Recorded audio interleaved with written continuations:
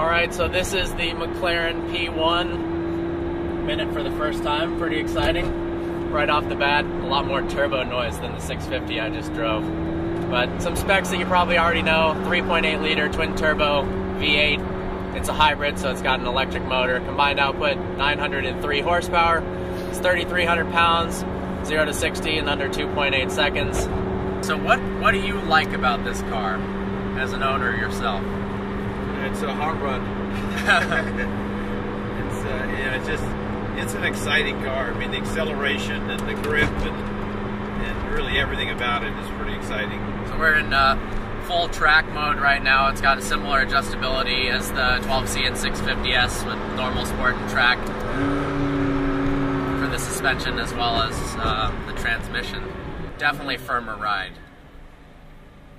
And then of course one difference, it's got race mode, which lowers the car 50 millimeters, raises the wing by 300 millimeters, and makes it not street legal anymore. So this car has a lot of hype behind it. Do you think it exceeded your expectations, or?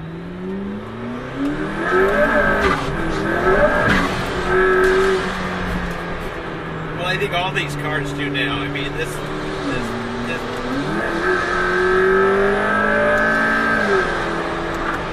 you know, you've gone away from this normally aspirated or turbocharged generic engine performance to hybrid technology, and hybrid technology just creates instant power. You know, you're so used to a car, you know, increasing in RPM and increasing in boost and increasing in terms on the cam. So you have, you know, kind of a buildup of power, where this is like an on-off switch. You know, it's just, if you touch the throttle, you have whatever you want. So.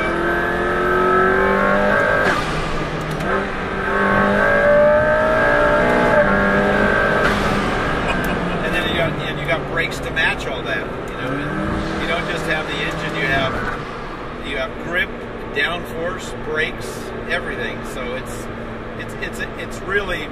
I always said that the 959 was, to me, the best of all modern era supercars, being from the 80s forward, because every time I got in something new, if I went back and got in one of our 959s with the development we've done, it was still faster, handled better, stopped as good, if not better, than anything else I was in.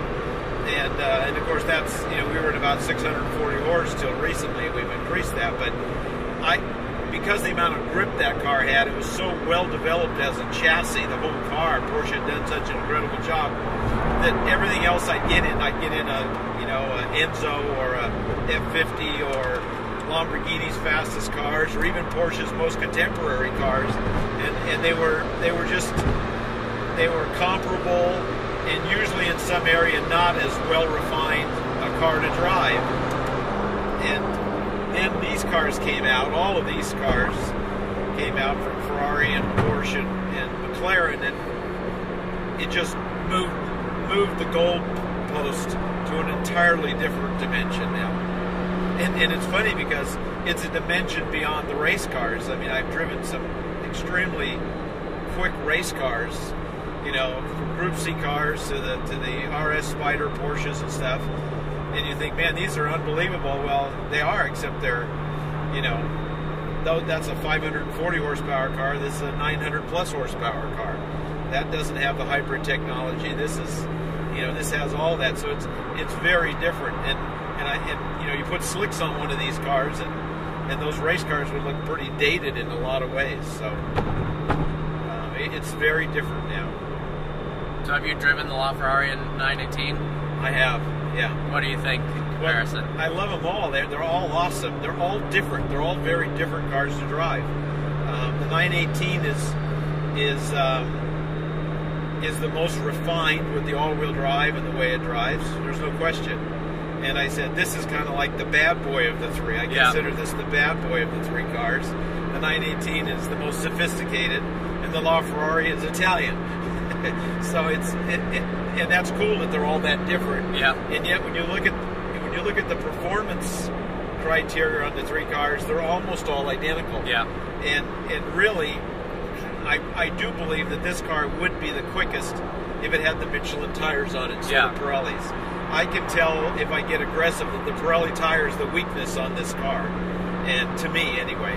Yeah. And so, you know, if you had the same tires on all three cars, it'd be interesting to see how they then compare under track conditions or any extreme performance conditions, because I have a feeling they'd be even closer yet. Yeah.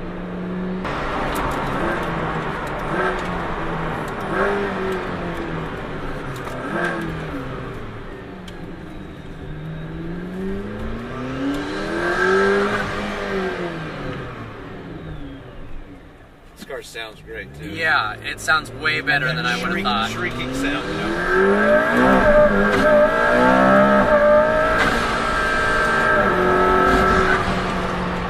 From videos, I thought one of the downsides of the P1 was the sound, but in person, no way. Yeah. Wow. Wastegate noise is awesome. It's got a great shriek to it. Yeah. Head and legroom's actually pretty good. Do what? I said head and legroom in this thing's pretty good. Its visibility is great out of the car. Yeah. There's, you know, out the back window, actually, it's excellent. In the back, behind you can see, if there's 3 lanes, you can see all 3 lanes. Yep. Behind you. And the mirrors work great. You know, the windscreen and everything else has great visibility.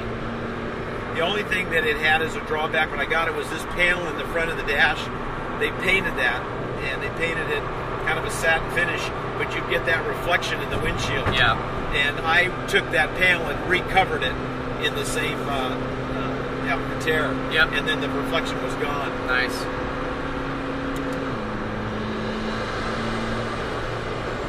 Other than that, anything you didn't like about the car? No. No?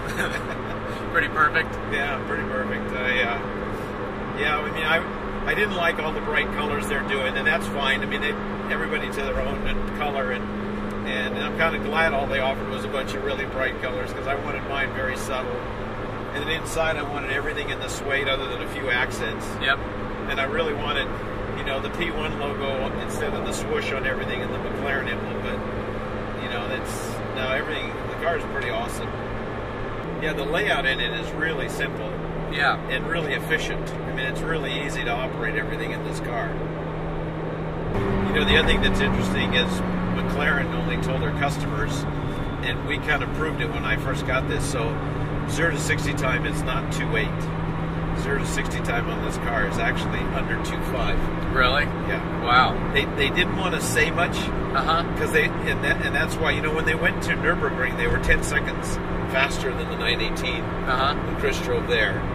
And but I think they had a different tire. In fact, they did. They had the other tire, a Trofeo tire. Yeah. And then they didn't want to say anything about their 0 to 60 or any of their stuff. They really didn't say much, because they were waiting for Ferrari to say what they were going to say. Yeah, because sure. They knew Ferrari would cheat. Yeah. And then they would come back and deal with that. Yeah. And then Ferrari never did anything, right? Ferrari knew their car wasn't as quick as what they saw even in the 918, I'm sure. And the 918 is strong with the all-wheel drive.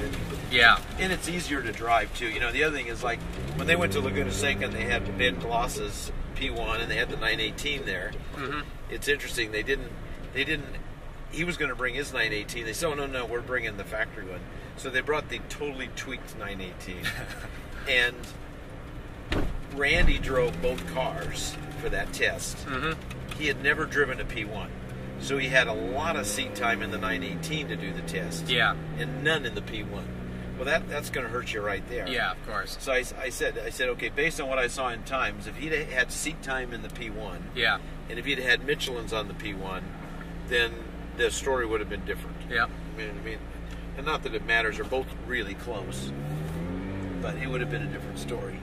Because this car, I've driven the 918 enough that this car it has more torque and more power, and it's quicker. I know it's quicker to 0 to 60 real numbers anyway, but... Thank you so much for giving me a ride. It's all right. Absolutely fantastic. Sounds way better than I would have imagined. Of course, it's stupid fast. Definitely harsher and a lot more exciting than the 650S or the 12C, so that's a good thing. Alright, hope you enjoyed this video. See you next time.